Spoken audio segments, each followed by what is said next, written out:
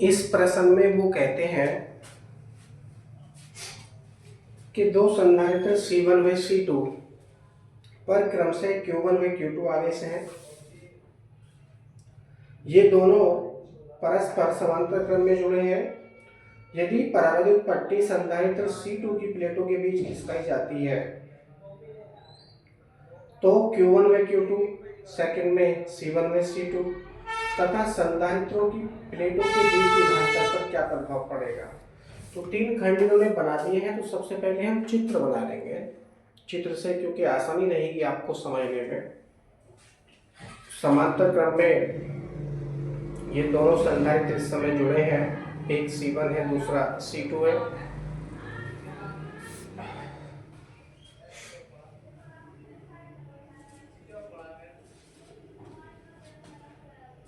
मान लीजिए ये पहला संधारित्र है, धारिता C1 है, ये दूसरा संधारित्र है, धारिता C2 है, और ये परस्पर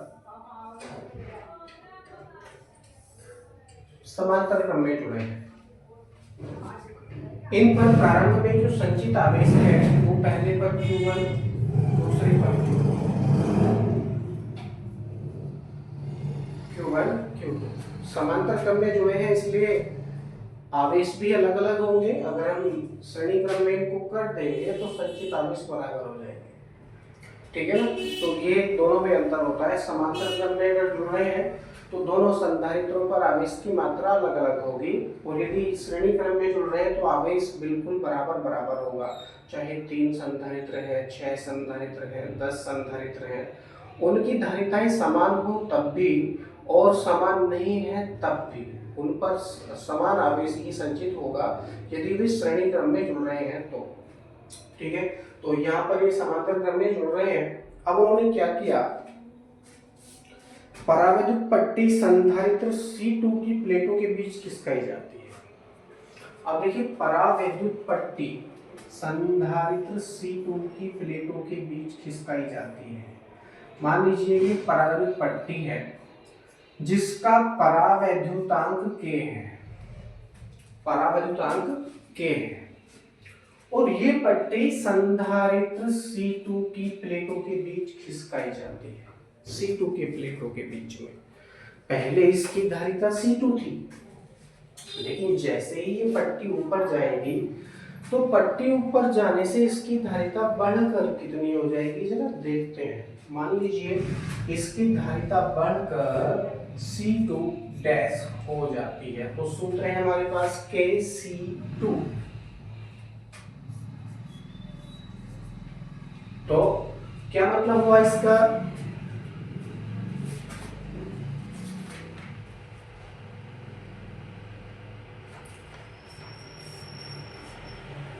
मतलब संधारित्र C2 की धारिता बढ़कर इतनी हो जाएगी, ठीक है। संधारित्र C2 की धारिता बढ़कर इतनी हो जाएगी।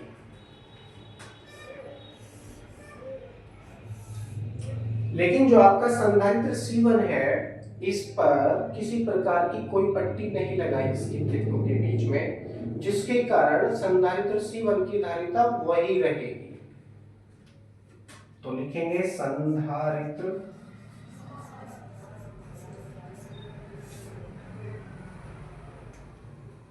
C1 की धारिता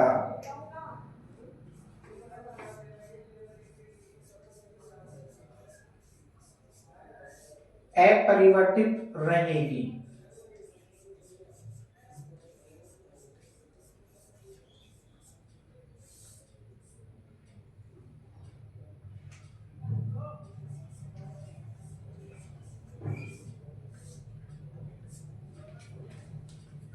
C2 की धारिता बढ़कर KC2 हो जाएगी। देखिए इसको लिख दीजिए, C2 की धारिता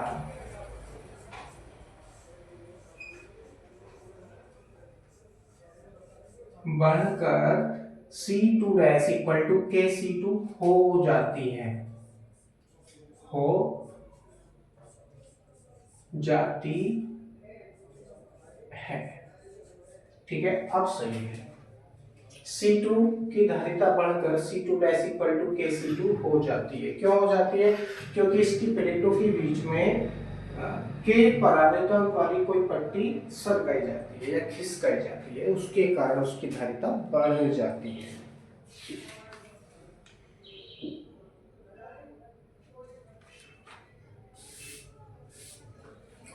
अब क्योंकि समांतर क्रम में जुड़ रहे हैं तो देख लेते हैं संचित आवेश पर क्या प्रभाव पड़ेगा। पहले संधारित्र पर जो संचित आवेश है आपने Q1 माना था पहले, और दूसरे संधारित्र पर संचित आवेश Q2 माना था। ये तो मैंने कर लिया सेकंड खंड। अब देखते हैं इसका फर्स्ट खंड। फर्स्ट में संचित आवेश, देखिए पहले संचित आवेश Q1 बाई Q2 था, ठीक है, लेकिन पट्टी खिसकाने के पश्चात दूसरे संधारित्र C2 की धारिता बढ़कर KC2 हो जाती है, जिसके कारण उस पर संचित आवेश बढ़कर Q इक्वल टू CV के अकॉर्डिंग जो हो जाएगा वो देखते हैं कितना हो जाएगा। तो लिखेंगे इसको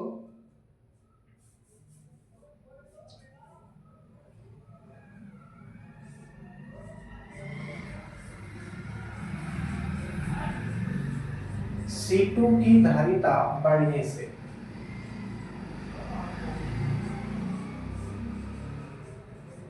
इस पर संचित आवेश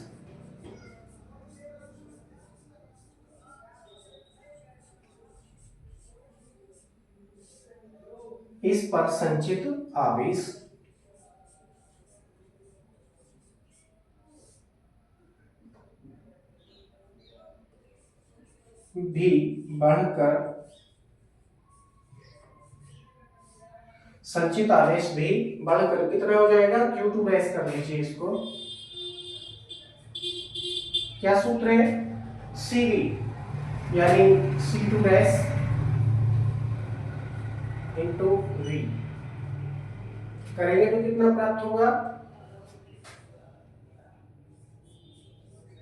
Q2 dash equal to C2 dash की वैल्यू आपके पास में है KC2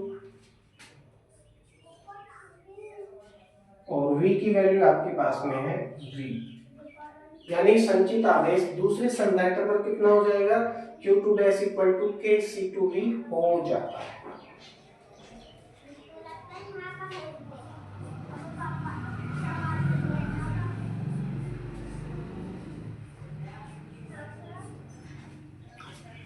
ये कारण सहित मैं लिख रहा हूं ताकि आपको कंफ्यूजन ना हो।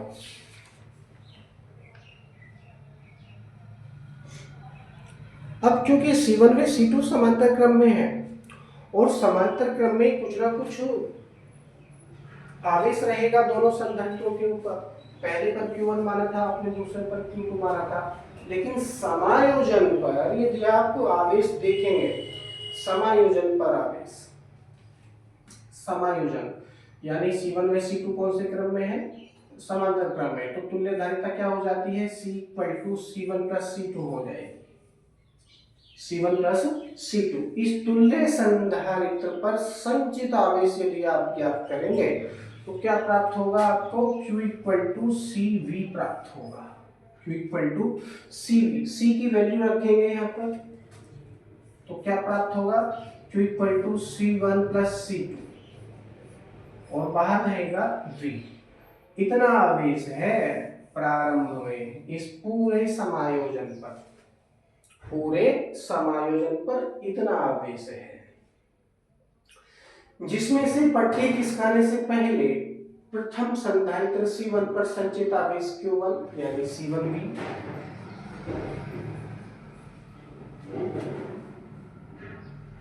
और दूसरे संधारित्र पर संचित आवेश Q2 इक्वल टू यानी C2V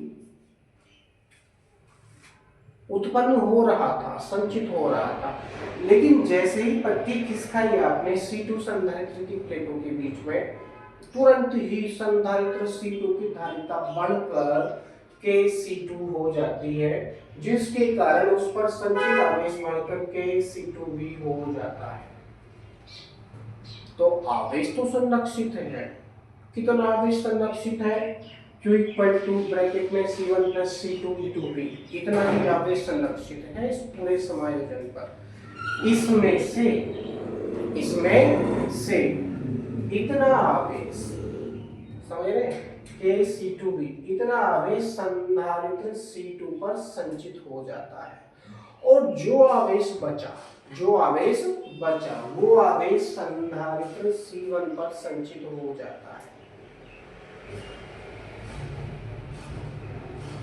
ठीक है, लिखेंगे।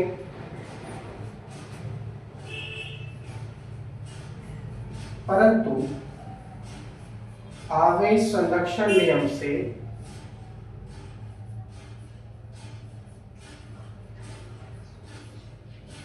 आवेश संरक्षण नियमों के अनुसार या नियमानुसार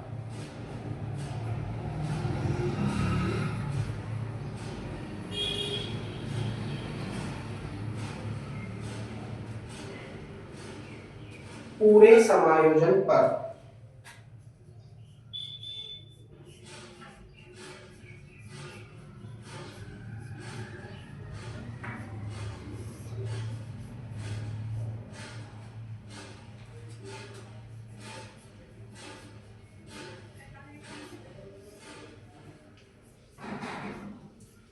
संचित आवेश केवल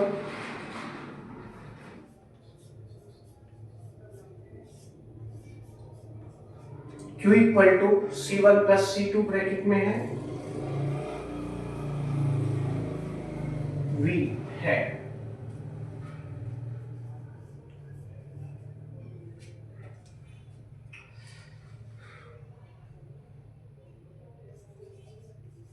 इसमें से दूसरे संधारित्र पर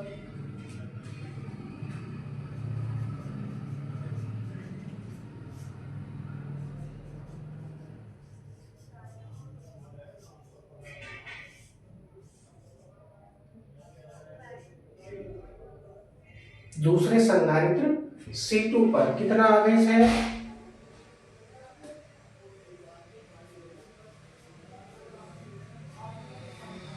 आवेश KC2V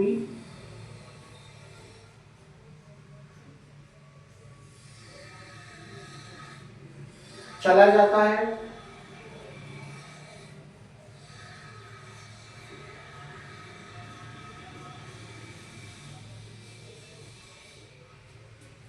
दोबारा पढ़ लेंगे। पूरे समायोजन पर संचित आवेश केवल Q इक्वल टू ब्रैकेट में C1 प्लस C2 V है। इसमें से दूसरे संधारित्र C2 पर आवेश Q2 इक्वल टू KC2V चला जाता है तथा शेष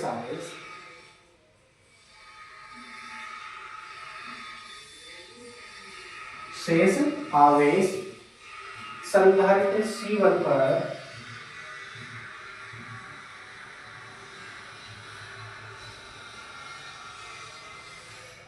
रह जाता है।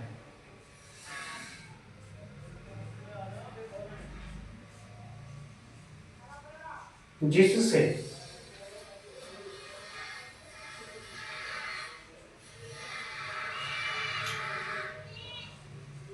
C1 पर संचित आवेश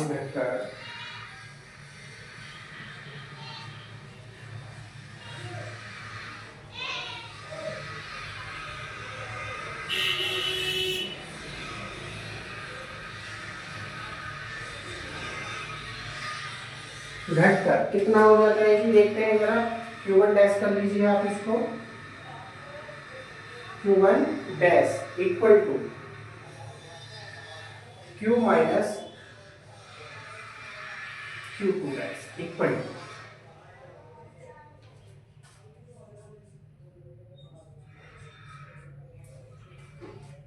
Q की वैल्यू आपके पास में है C1 plus C2 into V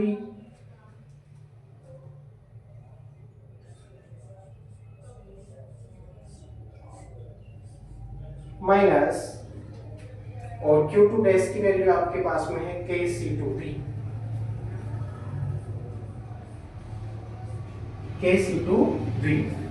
है ना। अब क्या करेंगे, इसमें से हम क्या कॉमन कर सकते हैं, इसमें से v कॉमन कर सकते हैं। जब हम v कॉमन करेंगे तो बाहर क्या बचेगा, अंदर क्या बचेगा जरा देखते हैं।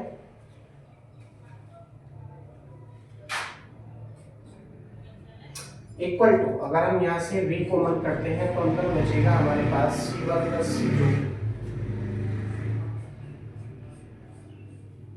ब्रैकेट बंद, और क्योंकि v बाहर गया यहाँ बचा माइनस kc2 kc2। अब क्योंकि कॉमन करा है तो बड़ा ब्रैकेट हमको लगाना पड़ेगा, क्योंकि एक छोटा ब्रैकेट अंदर पहले से चल रहा है।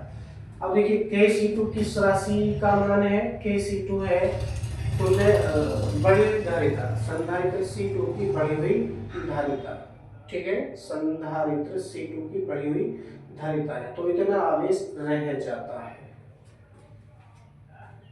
घटकर इतना आवेश हो जाता है।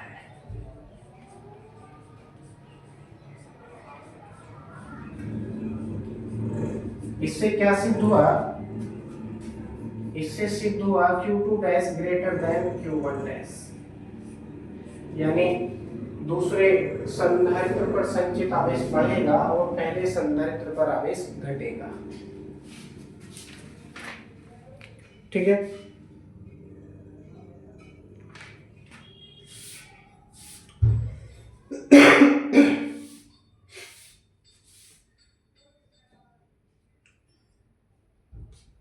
पूछते हैं संधारित्र की प्लेटों के बीच विभवांतर पर क्या प्रभाव पड़ेगा। अब देखिए विभवांतर घटकर क्या हो जाएगा, उभयनिष्ठ विभवांतर बन जाएगा। तो थर्ड क्वेश्चन हम कर लेते हैं।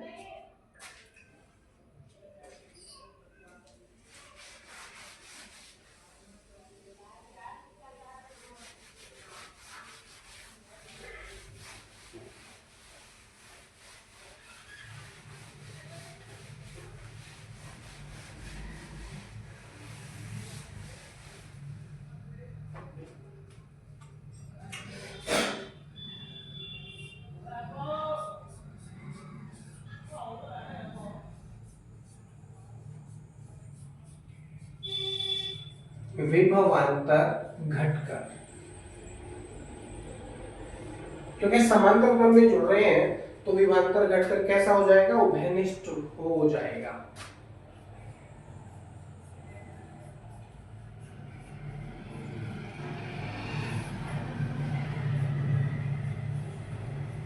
अर्थात v इक्वल टू, या v डैश कर लीजिए आप इसको, v डैश इक्वल टू कुल धारिता, सॉरी कुल आवेश बटे कुल धारिता, कुल आवेश बटे कुल धारिता। तो कुल आवेश कितना संचित हो रहा है दोनों पर, यानी पूरे समायोजन पर संचित आवेश कितना हो रहा है, C1 प्लस C2 ब्रैकेट में भी इतना आवेश संचित हो रहा है बटे, और कुल धारिता कितनी है दोनों की, C1 plus C2, C1 plus C2, ठीक है। ये तब हमने ज्ञात की है जब उसकी प्लेटों के बीच में कोई पट्टी नहीं है। अब जब पट्टी रख देंगे तो धारिता C2 की बढ़कर परिवर्तित हो जाएगी, तो वही धारिता हम प्रयोग करेंगे यहाँ पर, जो धारिता मैंने यहाँ पर ज्ञात की थी आपके लिए, ठीक है।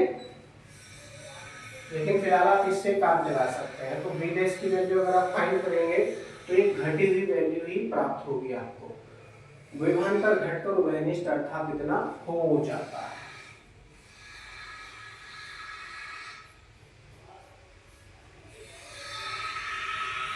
तो यहाँ पर आने के पश्चात यह प्रश्न भी आपका बिल्कुल कंप्लीट हो जाता है। आई होप आपको समझ में आया होगा। यदि आप नहीं समझे हैं तो वीडियो को आगे पीछे करके आप देख सकते हैं, समझ सकते हैं। यदि फिर भी नहीं आ रहा तो आप मुझे कमेंट में बता सकते हैं।